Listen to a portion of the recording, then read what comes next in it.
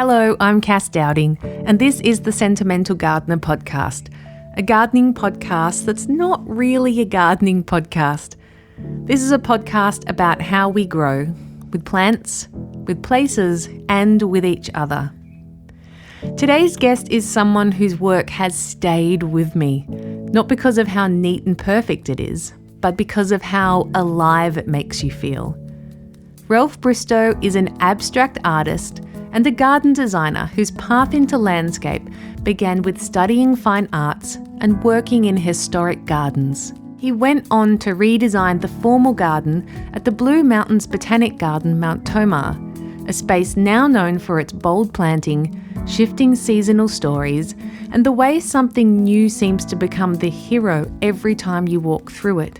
Ralph also designs private gardens around the world, but his most personal work is his own garden, the Barwitian Garden in Victoria. It's 2.5 acres of densely planted landscape, developed just over a few years into a place that continues to evolve and draw visitors from across the country. What makes Ralph's work so distinctive is that he doesn't approach gardens as fixed designs to be perfected and locked in. He approaches them like an artist, through colour, instinct, and listening. And he often says he doesn't just see gardens, he hears them. And that way of working gives his spaces a very different energy, less about control and more about conversation with the land. This is a story about creativity and the courage it takes to begin making things while you still can. And I'm really excited to share this with you today. A big warm welcome today to my guest, Ralph Bristow. Thank you. Thank you so much. It's wonderful to be taking part in this wonderful podcast. Oh, I'm so thankful that you've done it, because the idea to interview you came from Attila, the horticulturalist. Yes. Because I did a call out to people on social media and said, who should I interview? And Attila is someone who always answers every question box that I put up. Yep. Yeah. And he said, Ralph, you have to interview Ralph because I've never heard him on a podcast before. No, well, you wouldn't have. I generally, pretty hush-hush. So it's lovely that Attila has thought of me in that regard. And hello, Attila. Hello, Attila. If you're listening. Yeah. So true. Yeah. All right. So on the Sentimental Gardener podcast, we always start back at the earliest memories someone has of a garden or a green space. So I'd love it if you could share with us any early memories you have. Well, it would start, and it's funny, I've had an interesting relationship with my father, but my earliest memory of sort of gardening was with my dad. He's an Englishman, came over as a 10-pound pom with my mother, and my dad is a lawn man. And loves his lawn. He loves his plants. He's very much into his plants as well, and veggie gardening. So for me, my earliest memory was having to stand there with my dad telling me, a bit more water, son, a bit more, watering the lawn by hand with a hose. Oh, wow. And also the other thing was I loved going into the veggie garden where he had a little, like a window pane over his little seed raising setup, and he'd have a wet hessian sack which sat over the seed to keep it moist and germinate. And he'd peel back the hessian sack, and I would see the germinating seeds. Oh, wow. And I was probably, I must have been, probably around, 5, 6, 7 years old sort of thing. And just being fascinated, I just thought that it was magic to see whatever that was, those beautiful little seeds popping. And also he grew amazing nectarines. We had a great nectarine tree, and I used to just happily sit there and get sick eating them off the tree as a kid, on Dad's green lawn. So, yeah, that's my earliest sort of memory of gardening. But I also have very fond memories of being in the bush. We would go away occasionally on holiday to this farm out in Yarram and stay in this beautiful little old cottage, and I just got to play in the bush all day and just was completely at ease and loved it. It was just beautiful process of being present in the moment as a kid, not consciously thinking about anything at all, like just being in it. And the marvelling at the trees, picking up the bark, looking under what was, under rocks and bark, and the insects, the soil, the smells, all those things. And I still, love doing that. That's amazing. Were your family with you when you were out playing? Like, was it you were all out together, or were you just one of those kids who was out and just off exploring by yourself? By myself. Yeah, okay. Yeah, always. Also, interestingly, I was brought up in Cranbourne. Okay. So the Cranbourne Botanical Gardens, that was my stomping ground as a kid before it was the gardens. It was sand dunes and bush. And I can't remember the name of it, there's a climbing fern. And there was this place, it was my little secret place where I used to go to. And it was magical, where this climbing fern surrounded this little chasm, this little opening in the bush, and you could just sit in there and nobody could see in. Had very fond memories of spending time by myself there. But it was Cranbourne. It was a dangerous place in those days. So as kids, we used to play there, but other kids on motorbikes used to shoot at us with their air guns. Really? Yeah, which would... it was just how we played in those days. Yeah. But really fond memories of just playing and being in the bush there, and always I think at sort of my happiest in myself in those sort of places. Yeah. Yeah, that's beautiful.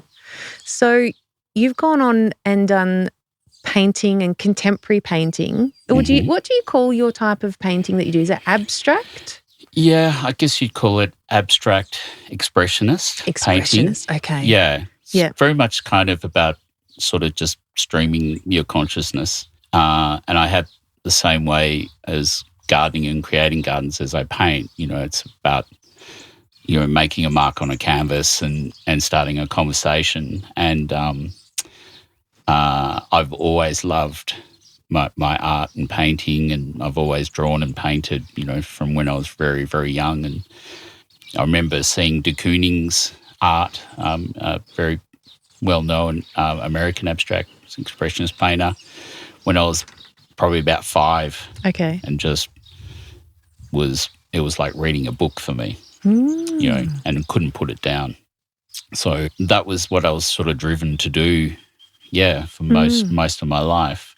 And did you do that? You went and studied art at university after school. Is that right? So, I went to Dandenong TAFE and did art and design, and then went on to Chisholm, which is now Monash in Caulfield, and did degree in fine arts. And I was kind of an interesting sort of case, I guess, in my younger years. Had a lot of emotional issues that I worked through, and whilst painting, and then also finding out that it's very hard to make a living as an artist, as a painter, so was always on the lookout for various types of work. And then with my then partner when I was very young, her mother was a gardener. Okay. And she needed someone to work in her garden, to just do weeding and maintenance. And so that's where it sort of, I guess, started in terms of the practice of gardening. And she had a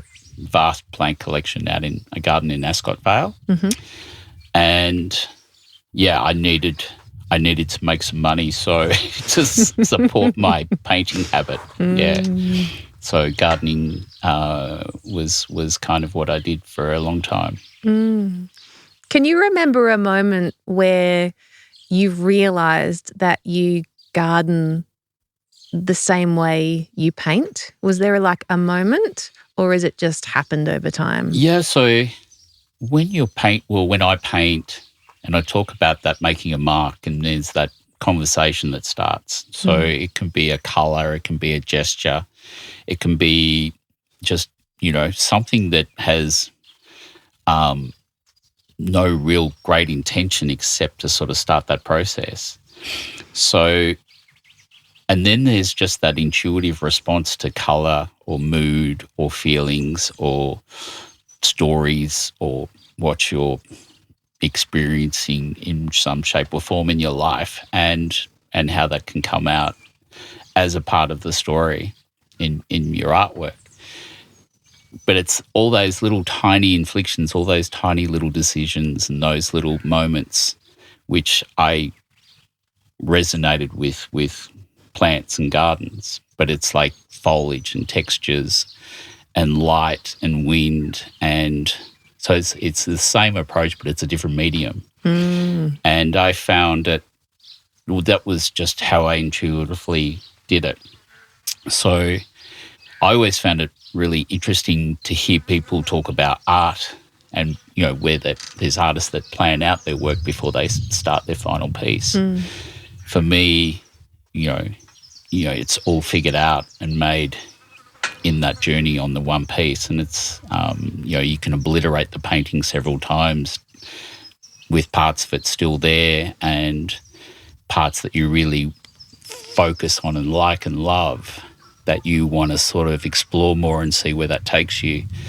And it's exactly the same with the garden. Okay. So I've always designed that way as well.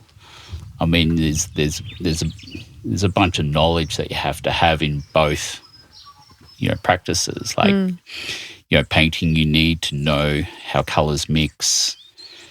So I can look at sort of any colour and know how to make it, Can you? out of paint. There's such an amazing array of colours in paint. Sure. And pigments. Yeah. And when you sort of start to get into the different series of paints, which are all about where the pigments come from and how rare they are. Okay. There's the primary colours, secondary colours, and then there's all these different types of blues, greens, yellows, reds, and turquoise and so on.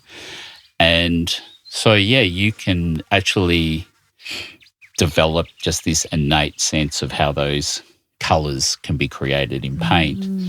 But then, how they work against each other, with each other, harmoniously or in contrast or against what you're feeling. I also like to do things that I'm really uncomfortable with. Right. Okay. So to try and find out, what I don't know. So, sort of sometimes I'll do a painting where I consciously try to invert all my colours.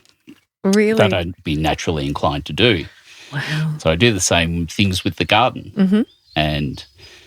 But it's not kind of like, I don't say it to myself like I'm talking now. I'm not sitting there going, there's, GM tangerine. It's really bothering me, and I must mix it with some really vivid purple irises.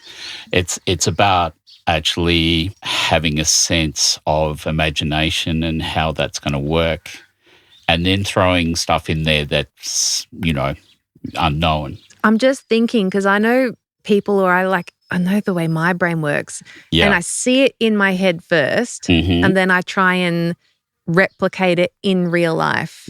But what I think you're trying to say is you don't start with that picture. Is that right? No, it's so I, for say my own garden, I'll buy a few hundred plants, and when I'm buying those plants, I'm kind of thinking colour, texture, and getting a rough idea of kind of where I potentially want to sort of mix those things.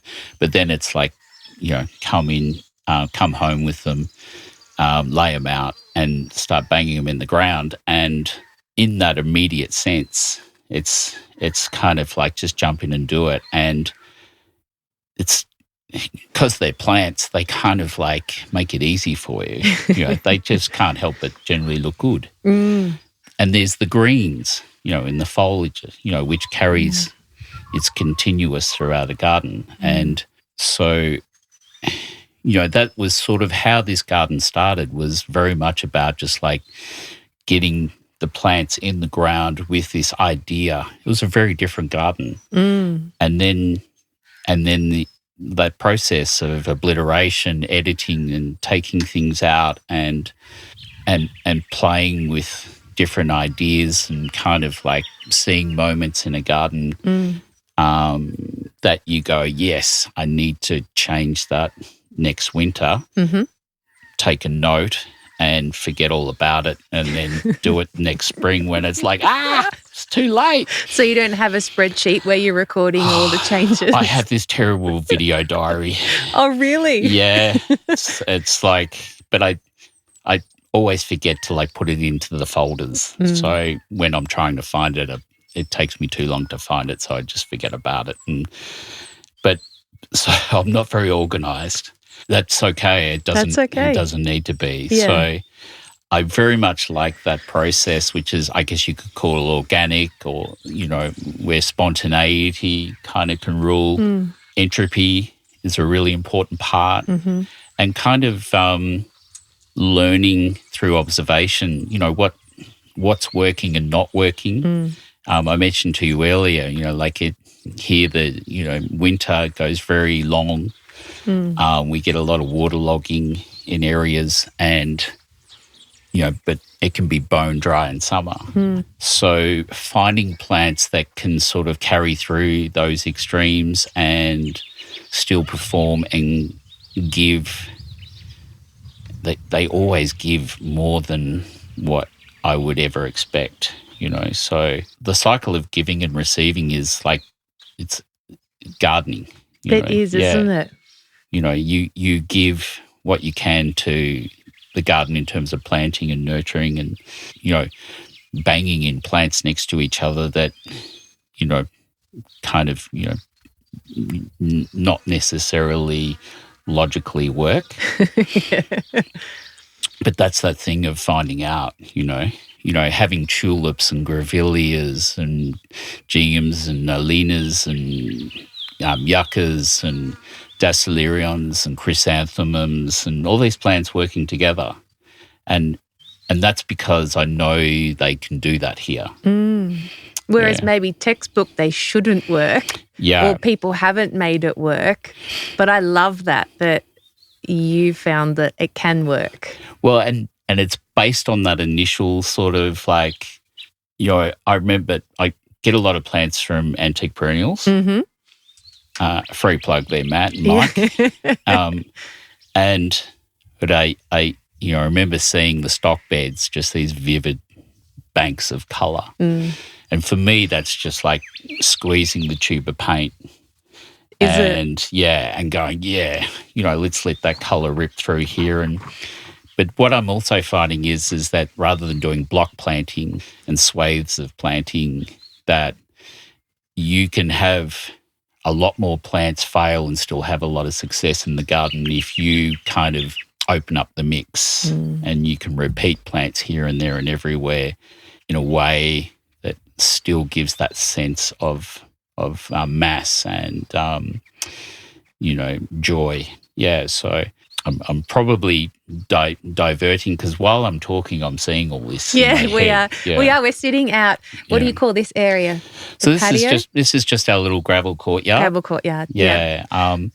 Which is sort of closest to the house, and it's just slightly sunken with a little retainer wall around it, and it's a place where I can collect pots with dry-loving plants, and which I can't really grow a lot in the garden, although I've got a dry garden that I showed you earlier, which I'm starting. So it's kind of it's interesting talking about all this while we're in the garden. Yeah, so good, isn't it? Very reflective. Well, why don't we talk about the creation of this garden while we're on the theme of the Barwitian Garden? Yeah. Could you explain a little bit of the story behind how it started? What surprised you? Oh, look at those birds. Sorry. We've had, there were some birds that popped in yesterday, which I've never seen before. They were black and orange. Yeah, I think it might be the same one. And what I think it was the male had the white bottom, black back and the red chest. And the female had the red bottom and a sort of more grey body, which I haven't seen before. Oh, that's exciting. But that is the pleasure of this garden. It's like you can sit here and I've had birds sit on my knee. Oh, really? Yeah, while weeding. eyeballing each other from about 20 centimetres away. Oh, my gosh. Yeah, that's been pretty special. That is spectacular. All right. So back to the digress. creation. No, that's okay. This is it. There's so much to see and look at. Yeah. But did it have a starting point? Yeah. Well, the starting point was meeting my partner, Nikki, and her two girls, Grace and Holly. And we struck up a relationship, which ironically I was called to come and talk about what to do with the garden. Nikki needed some ideas and a bit of help. I talked about this retainer wall, which I put in. We hit it off. We like I said to you before, I think we talked about the garden for about 10, 15 minutes, and then we spent the evening, all night just talking about life and just all our stuff, and we connected beautifully, and that was the start of the relationship. And after a couple of years of seeing each other, I was living separately. We just got along so well, and I was welcomed into the fold. So good. So I had been without a garden for a while, and I started the bed running along the other side of the house there, and it was only probably 1.5 meters deep, and I just said, look, looking down the guts of it, there was this really nice sense of depth which I could see in that little channel of vision, and I just needed to fan that out in a massive kind of arc around the whole sort of house. And so consequently, the garden's just deep pretty much everywhere except, beyond the boundary of it. And that's how it started, and it was just a free-for-all. I kind of, Nikki was like, yeah, go for it, I'm totally fine with it. And so I just started preparing the beds and, probably brought in, about 300-400 cubic meters of mulch. Okay. And, just basically started planting. And it wasn't all laid out at once. I basically pegged out a few areas and with a spray can and just, where I wanted the paths, and which is the lawn paths that are out there. But it started that way, and that process I talked about, how I sort of, can work. And that's the blessing of this garden, is I can work totally intuitively, and do as I please. So it's very indulgent, but I also kind of believe, it's nice if we can have some abundance in our lives. And it's just far exceeded anything that I could have imagined in terms of, that what it has given back to me in terms of the moments of looking at a flower or a bee or an insect or a bird or whatever is visiting or moving through the garden. And all those moments are just constantly coming, and I kind of live for that. So, yeah, coming back to the question, that's where it started. Yeah, that's so good. Did you have any idea about what you wanted to create, or was it just about the process of starting and seeing what happened? I guess the thing that pinched me was that sense of depth. And I mean, I've designed and created a lot of other gardens, but that was the thing that I really wanted to explore visually. Okay. And then it was also a kind of, my mother passed away from cancer around the time I started the garden. Oh, I'm sorry. So that's okay. It sucks. It's a shame she couldn't see the garden because she loved the garden. But she said, whatever it is you want to do it while you can. Oh. So that was kind of one of the other, core things that were driving this. And I hold that still very dearly and very consciously. So it's about doing it while I can. And Yeah, incredible. You've mentioned depth quite a bit, and walking through your garden before we've sat down to record this, it is so apparent that you've just nailed it. Thank you. So, I'm looking along the house, and I think I described it to you when we were walking, like one of those concertina cards that opens up and someone's, drawn little, it's almost like a stage, and you have the wings at the side, and then and the bit of scenery comes out from each wing. Yeah. And it's just spectacular. I don't think I've ever been to a garden and fully appreciated that depth before, because sometimes I'm just putting this together in my head while I sit here. That's why I might have the frown on my face. No, I'm doing the same.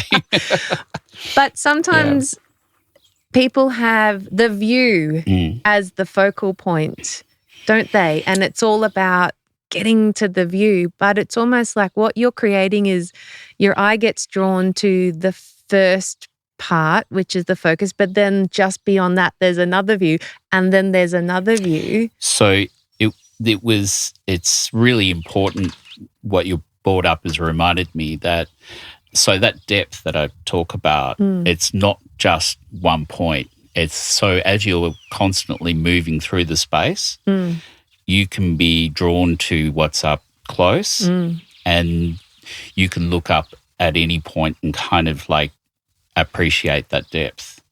So there'll be parts of the garden where your view's quite obscured or blocked off, but that's in order to move you to another spot, which is that's an old sort of design principle. And it's not just about the garden view, it's about the hills in the distance, the sky and the backdrop we've got behind us. Yeah, tell me more about the backdrop.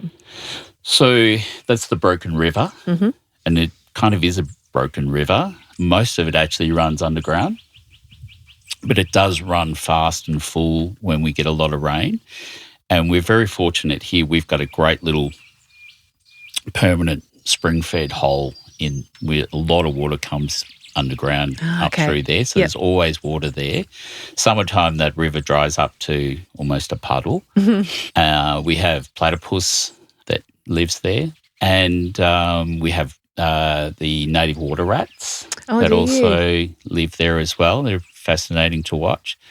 And all the bird life that comes through. I mean, rivers are kind of absolute amazing sort of source of life. So we're very, very fortunate to have that energy and that thing that's called a river. And there's a seasonal waterfall that comes out into that. So, and it can roar and it can trickle, and that sound of the waterfall, which isn't there, it's not running at the moment. But when it's just ambling away, you open one of the doors to the house and immediately that sound comes in. And so it's a beautiful backdrop sound-wise, environmentally, animals, insects, dragonflies galore. We get a few trout, some blackfish, there's yabbies. I've tried to sort of do a bit of snorkeling in there, but it's lean pickings. So you're not going spearfishing in there? No. And I mean, believe me, it's not a pretty sight seeing me in my undies and your snorkel with a snorkel. That's funny. But there's this little escarpment which runs up on the other side of the river here, which traditionally, going back, had yellow box trees, and there's a few beautiful older ones there, and we're in red gum country, but there's these little pockets along the river. But we're very fortunate to have habitat here and reeds and sedges, growing really quite well. And the part that plays in the river is really important, but further on, it's grazed right up to the water's edge. And so that's what I say, we're fortunate. We have this lovely bit of habitat behind us, and the birds are constantly, now we have some more trees, the canopies are slowly starting to join up more, and the little birds are coming backwards and forwards. And so, there's lots of birds in the garden which come from over there too. You've talked before about how important biodiversity is, especially in this garden. And when we wandered through before, you mentioned that a lot of people focus on the insects and the birds, but you also have an idea about the importance of creating a garden for kangaroos and deer. And can you talk a little bit about that for me? Yeah, I find it really interesting. Gardens are very romantic things, and a lot of people tend to talk about biodiversity kind of generally applying to the creatures that we want in a garden. There's this idealized kind of, version of paradise that I guess we all have. And this is, no different with what I'm doing. But I find it interesting when people sort of say it's great to have birds, but I hate cockatoos. That's so true. And, it's great to see frogs, and it's great to see, but I don't like snakes. Yes. But if you've got frogs, you're going to get snakes. So true. That's tucker for the snakes, and people hate kangaroos and deer coming into the garden because they eat it. I can understand that, but I'm really interested in how I can hopefully, be able to cater for those times, because when it's dry, the animals come out of the bush and seek, food in the garden, and, a bit of lawn here, which isn't, particularly good lawn, but they will seek anything out that they can eat because they're desperate for food. And that's challenging. So there's last summer was very dry. We had about sort of 40, 50, 60, 70 kangaroos moving through the garden every day. There were a few tracks. There was a mother and Joey who permanently lived over under the casuarina there. There were certain plants they were eaten, but I knew they were going to be coming up the next season. So, and it's not every season this happens. So, and I love seeing them up close. I love being in the garden and being, a couple of feet away from a kangaroo. We occasionally have wombats.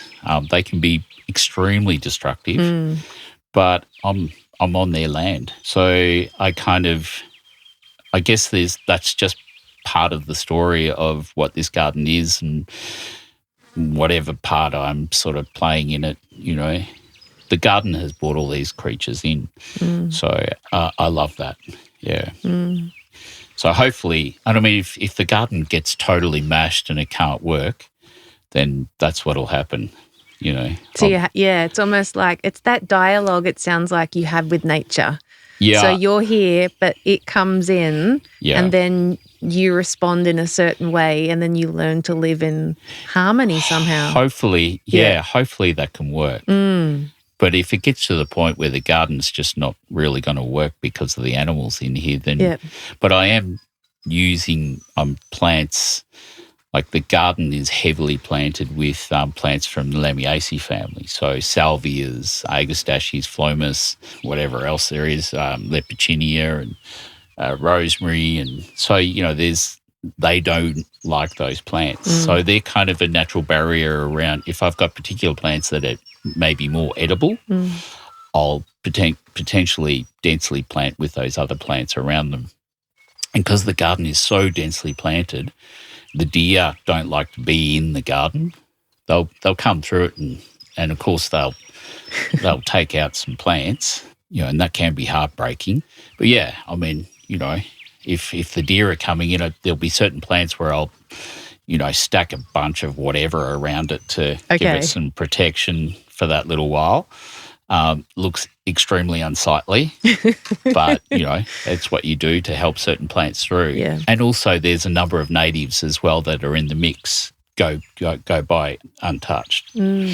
So you use natives and perennials and succulents and all the things. Is that right? You're not married to a particular type of... That's the hardest thing is that I want to have a lot of different types of gardens.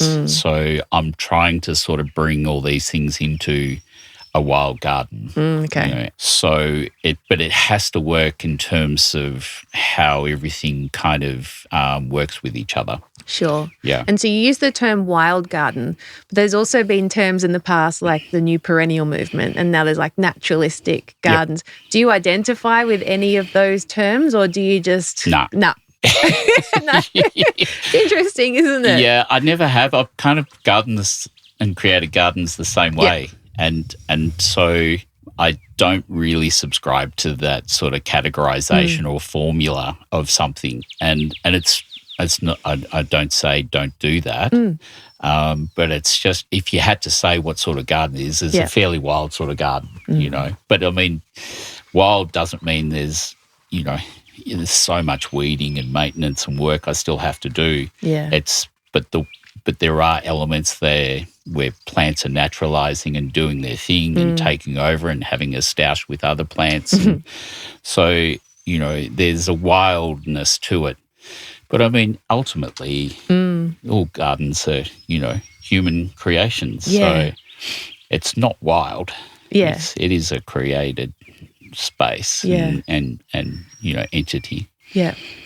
I love it in some of your social media posts that you do where you describe, you've almost anthropomorphized the plants, and you talk about some of them like almost coming out to get you or chasing you, and then the euphorbias are like sneaking, and then like the foliage is the brass section. Yeah. Is that what you see? Like, do they almost become these personalities for you, their features? Well, when I look across the garden, it's not just a visual thing for me. I kind of also experience it in sound.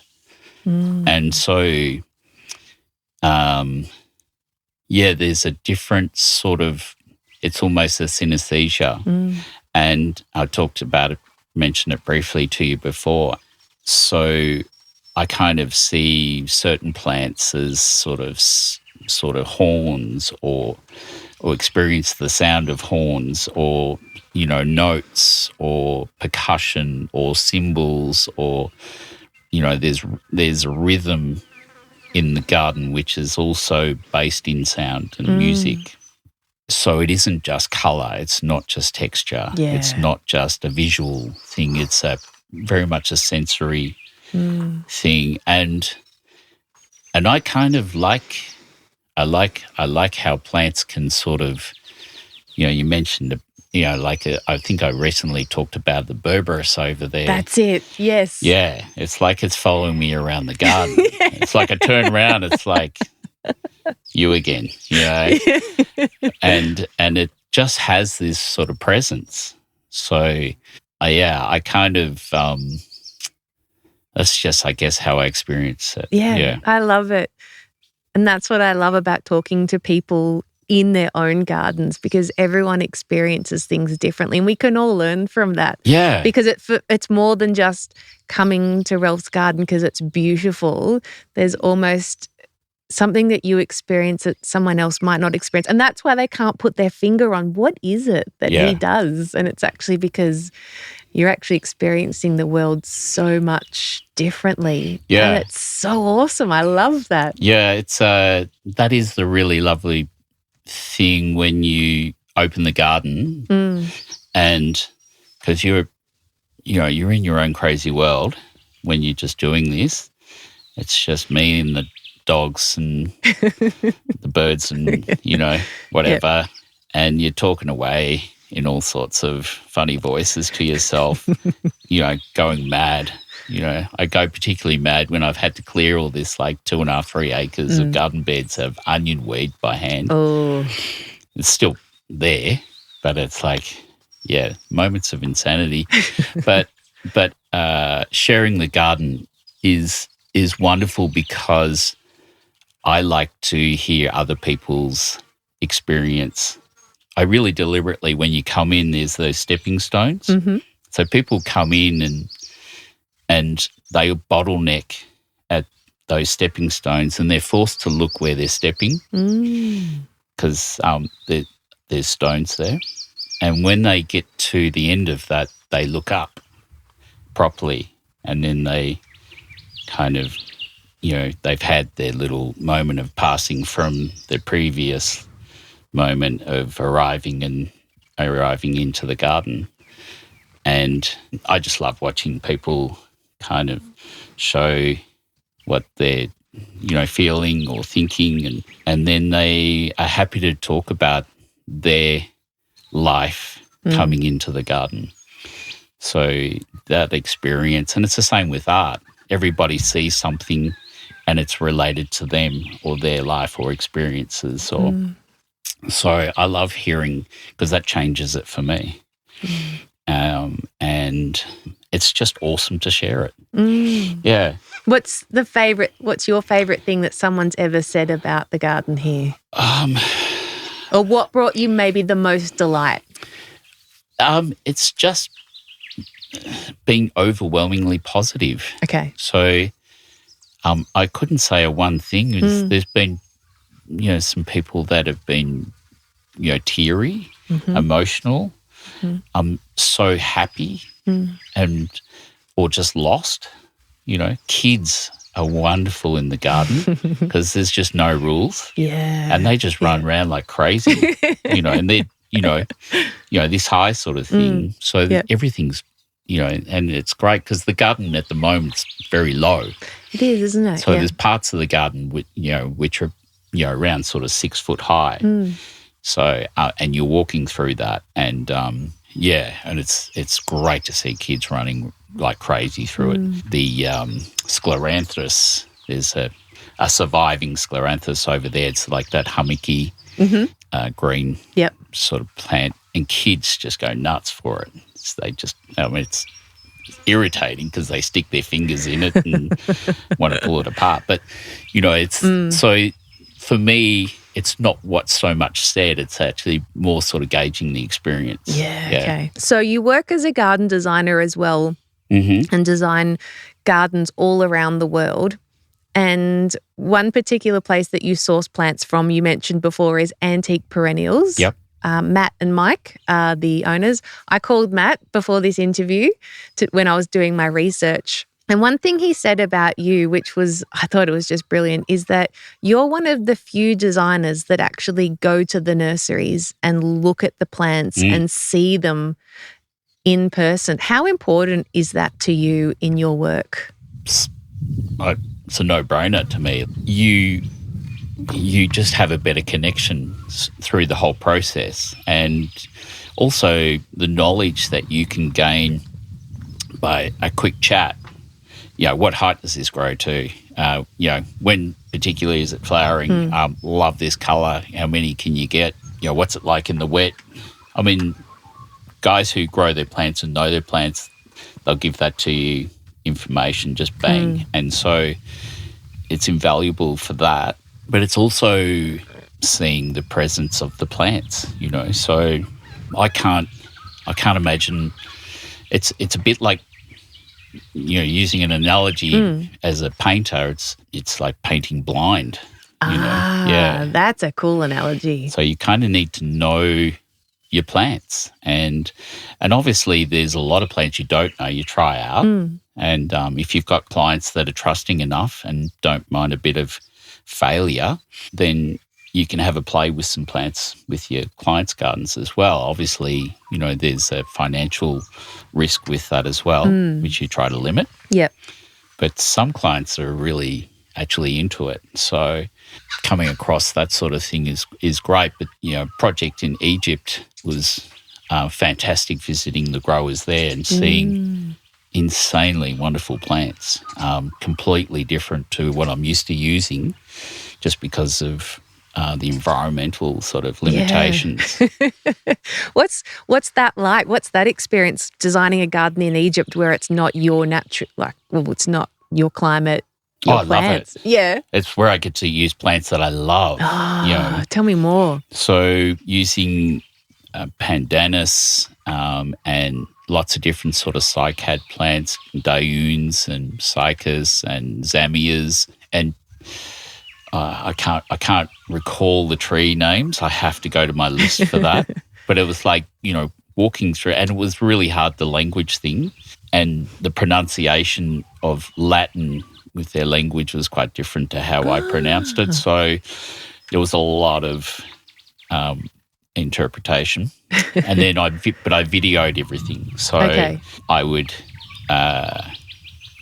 try and understand what they were saying with the botanical names and then look it up and research it. And I love foliage plants. I can't really do much of that here in terms of that beautiful bold foliage thing. So that was the sort of emphasis on the gardens over there, which was because they're lacking in sort of detail planting. Right. Yeah, it was so very limited, and that's partly to do with how the horticultural industry is over there. Mm-hmm. So, that process of going to nurseries and meeting the growers, talking to them and gauging their interest and excitement in what they're doing as well is infectious. That's part of the joy of designing gardens, is meeting people that do that. Yeah. Yeah. And the crew at Antique Perennials, I mean, I'm very good friends with them and I love them all dearly. Yeah. That's so great. I love that it's gone beyond just like, a supplier and buyer relationship. Yeah. And I mean, I get plants from a lot of other places. Yeah. But going out to nurseries is fun. There is a drier side to that where you know plants that you use for particular things and, you just order them in. But it is exciting meeting people that have something a bit different and unusual. Yeah, that's so good. Well, it wouldn't be the Sentimental Gardener podcast without talking about sentimental plants. So would you be able to share your first, because we'll do 3, your first sentimental plant and why? Well, the genus Yucca. Okay. I love yuccas.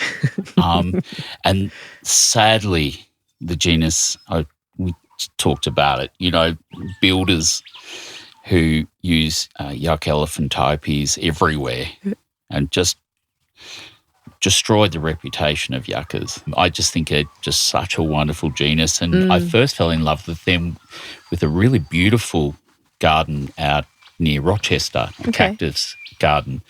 Lovely older gentleman who had an extraordinary collection. I was working out there on a historical garden and got to know this guy a bit. I can't remember his name now. That was a long time ago. Yeah, yuccas hold a very special place in my heart. Wonderful genus. There's a lot of yuccas in this garden. And you mentioned the word yucca and people cringe. Yeah, I did. Like you did. So there's that. There's another plant which is also kind of, God, there's so many plants, but I've always had a soft spot for the herbaceous agapanthus. Okay. Just because of the colour. Yeah. It's like insanely beautiful, electric and deep, inky, dark blues and electric blues. So, and a third plant that I'd have to put into that. I guess it goes back to times I've spent in the rainforests up in the Otways, mountain ash. Oh, beautiful. And seeing some really beautiful big old ones. And gosh, the list could just go on and on. There's so many experiences, and sentimentally, I have to throw in red gums, river red gums as well.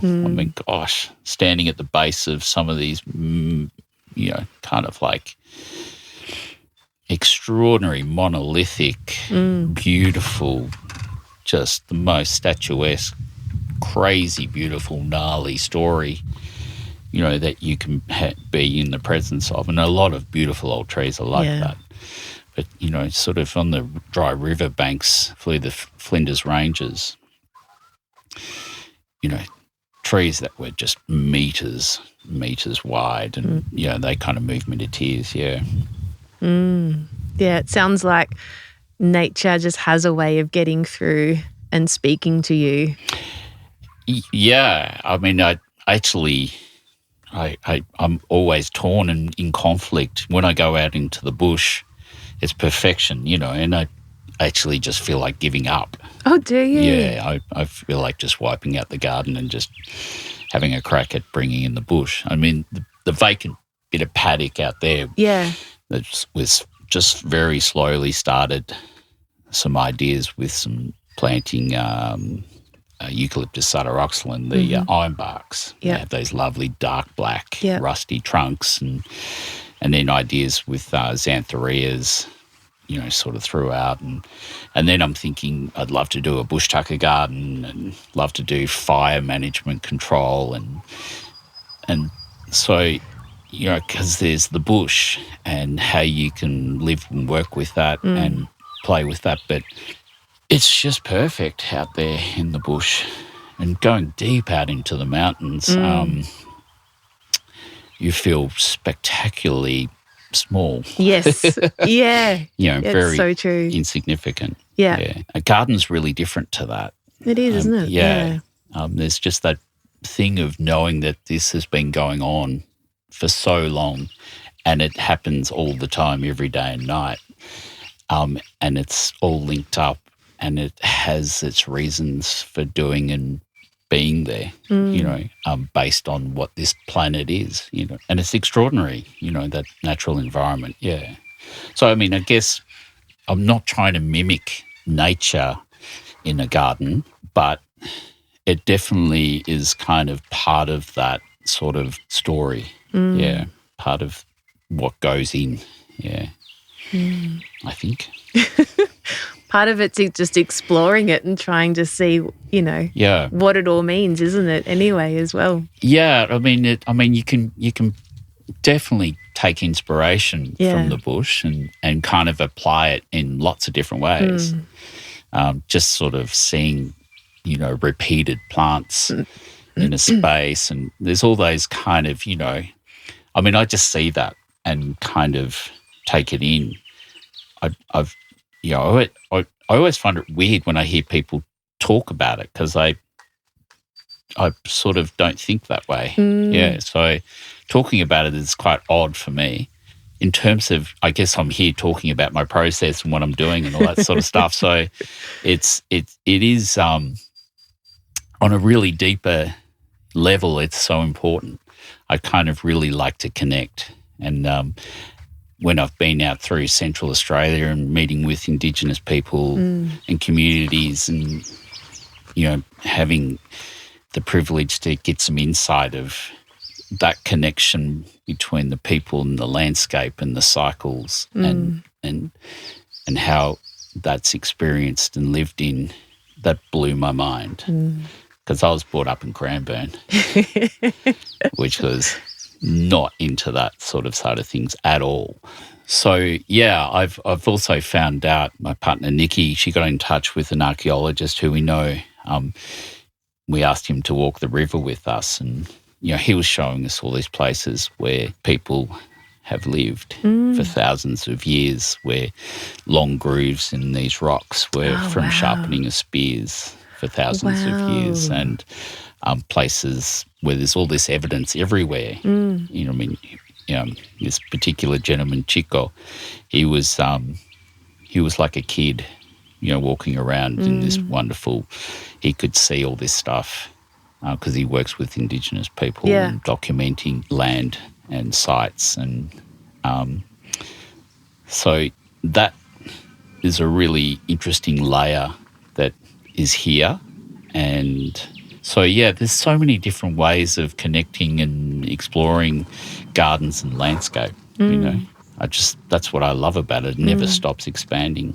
And does that flow into your design work for your clients? Do you hope they find a connection with space and land? I always hope I can improve on their life, so through a garden. And if they're into those things on a deeper level, that's great. I'd love to sort of tap into that and work with that. You want to bring something into your client's life that they're not expecting. And it's been great to get feedback from clients where they're sending me pictures of their little moments. Yeah. And that's a beautiful thing. So, of insects and birds and light, and they just love getting into their garden. And That's awesome. And you have to meet a brief. So there's people that want certain things out of a garden that I might not agree with. Yep. And I might, argue my point. So, but that's just so, we can explore those ideas. And I really enjoy sort of open, honest dialogue with my clients if it's if that's all good. So, yeah, bringing all those sort of aspects in, and I might not tell my clients that's what I'm doing because you can still do all that and maybe they'll sort of, kind of quietly find that. Yeah. Yeah. Oh, that's so brilliant. I love that.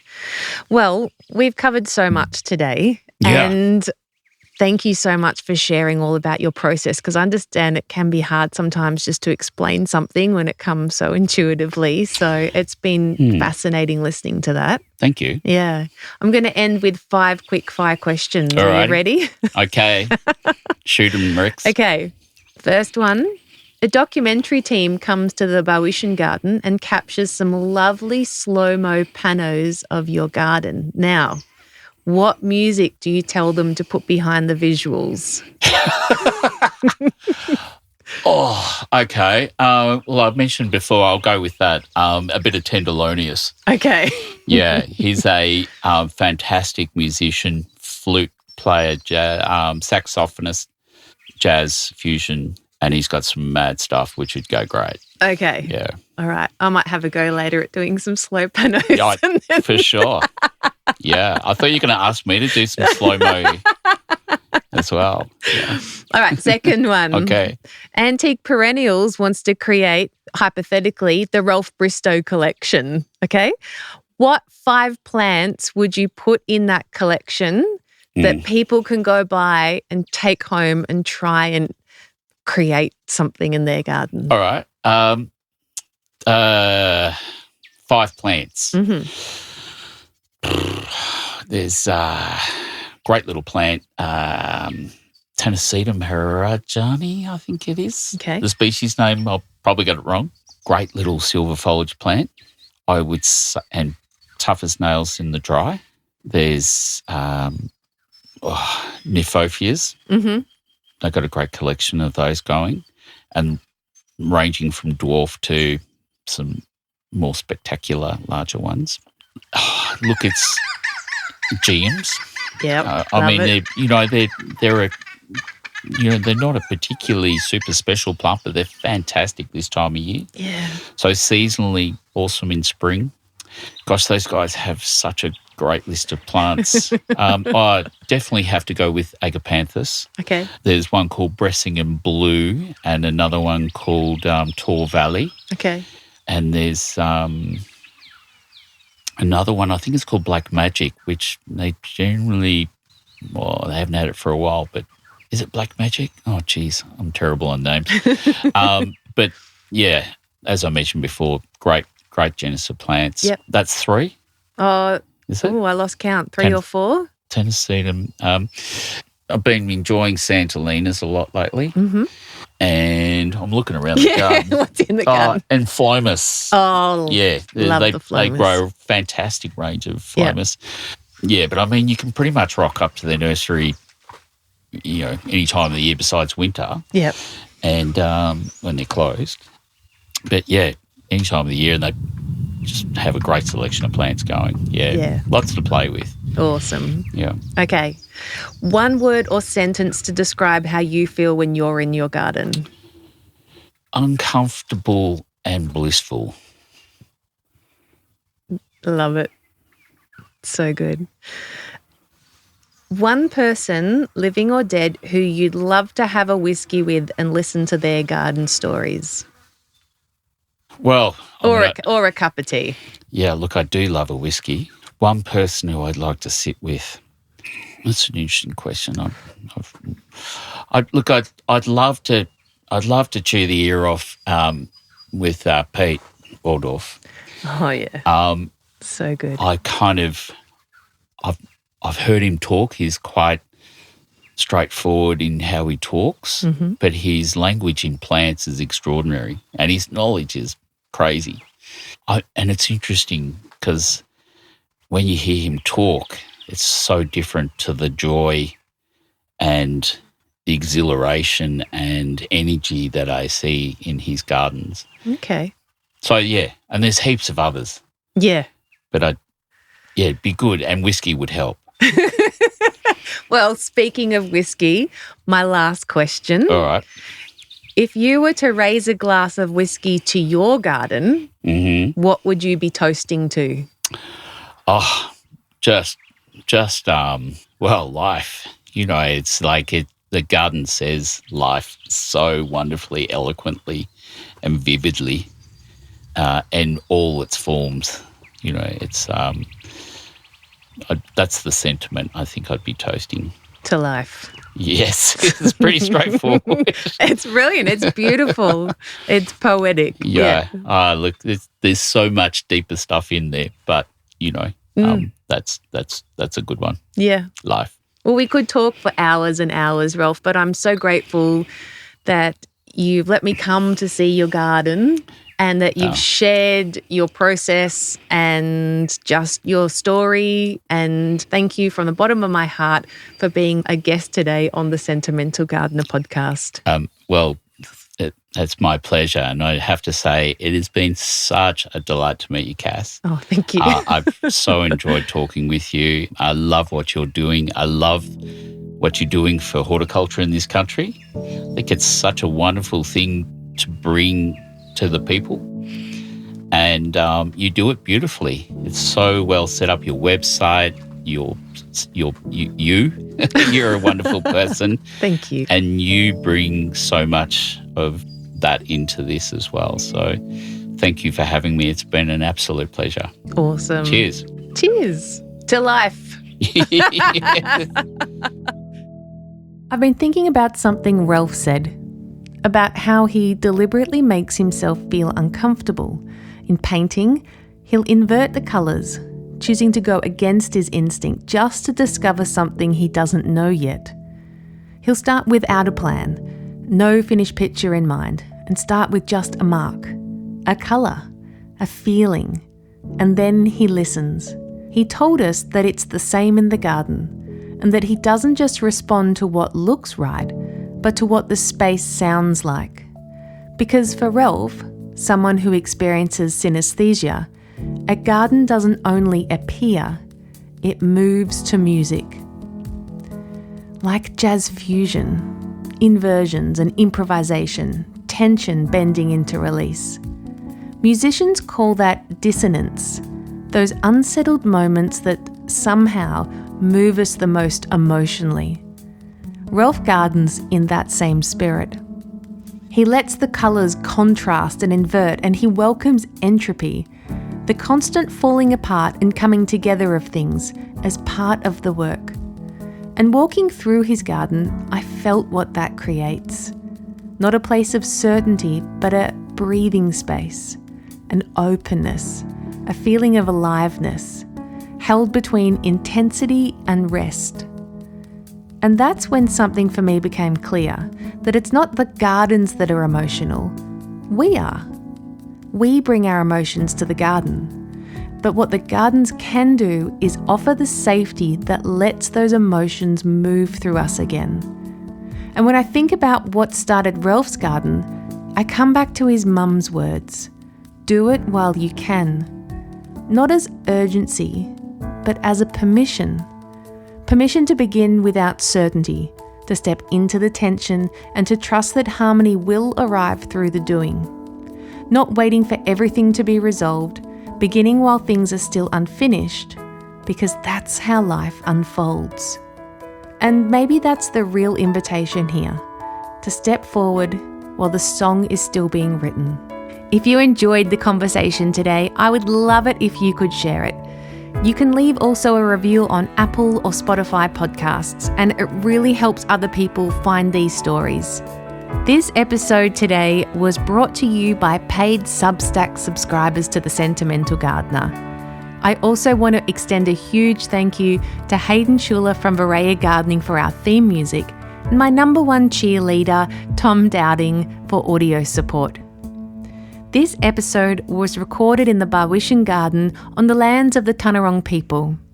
I pay my respect to elders, past, present and emerging, and I honour their ongoing care of this country.